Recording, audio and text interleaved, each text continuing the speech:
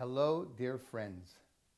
My name is Pessah and I'm coming to you this evening from Montreal, Canada. I have been granted the great honor and privilege of being able to address you this evening at this delightful celebration in honor of the 70th birthday of Rabbi Asher Zeilengold and celebrating 45 years of dedicated community service by the rabbi and his dear wife Sima. Respected rabbis and honored guests, supporters of Jewish institutions, causes, and Jewish life in the Twin Cities, in the Midwest, and in the land of Israel. I have a warm place in my heart for Rabbi Asher Zeilengold and his dear Rebbitzin. Rabbi Zeilengold, the Adath Israel of St. Paul, and my year in Minnesota changed my life forever.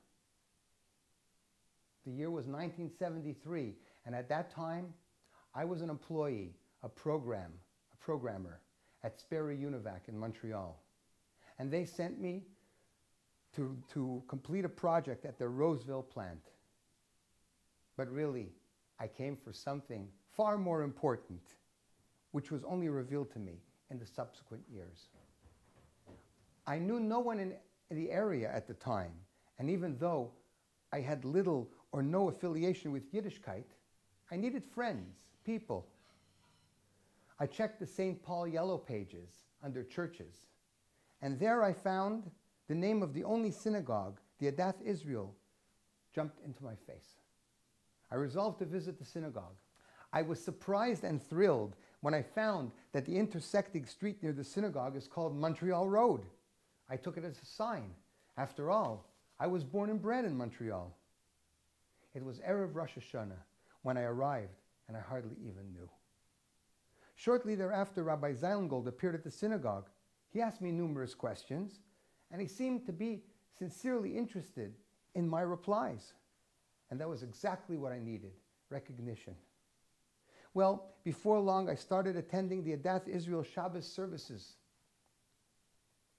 And when Rabbi Zeilengold would get up to speak and hold the obligatory Shabbos drushes, Shabbos speech, I was mesmerized, time and again. I was completely captivated by his words. But afterwards, each time, I was shocked with myself. Why was I so impressed? I'd already heard renowned speakers and lecturers, and yet they never captured my interest so completely as did Rabbi Zeilengold with his Shabbos drushes. I've been led to believe that the medium is the message. That was what I gleaned from Marshall McLuhan and the culture of the 60s. And now here, and for the first time, I was confronted with messages of the truth of our Holy Torah, as expounded by the Lubavitcher Rebbe and his predecessors and delivered with zest by our erstwhile honoree, the rabbi. Another thing which also dawned on me only much later, Rabbi Zeilengold spoke with no self-consciousness. Many good speakers are consumed with what their audience thinks of them, so they often have enlarged egos, commensurate, and in some cases even exceeding their oratorical abilities. Not so our Rabbi Zeilengold. He is a true emissary, a true representative of the Rebbe, and as such, never intentionally acts out of self-interest. What he cares about, did you get the message? Did you get the Rebbe's message? The Torah's message? From there comes his satisfaction. So I spent many, if not every Shabbos morning at the services at the Adath, followed by a superb Shabbos meal at the Zeilengold's home, where I was their guest. We kiddished, we ate, we spoke about every imaginable subject, and always the Zeilengolds were attentive, which made such a big impression.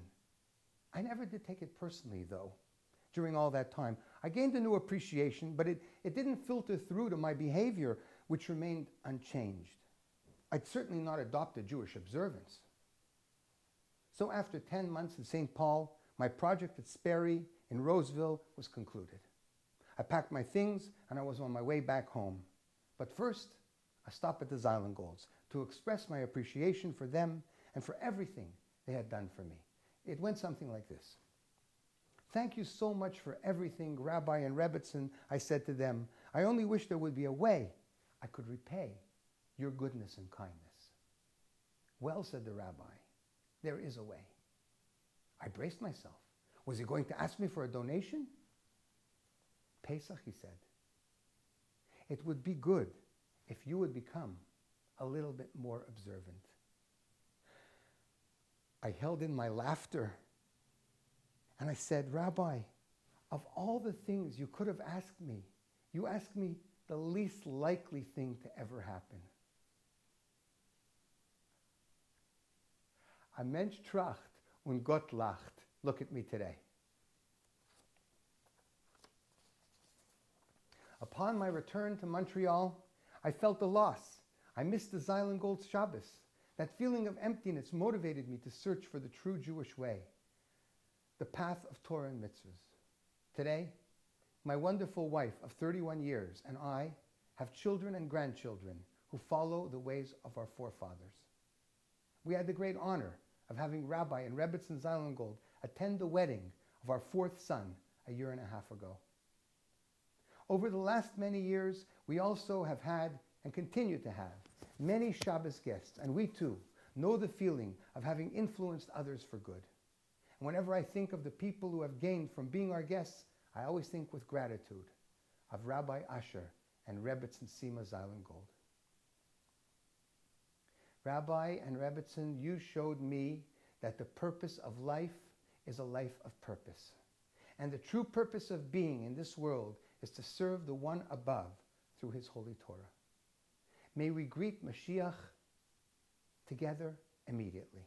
Thank you.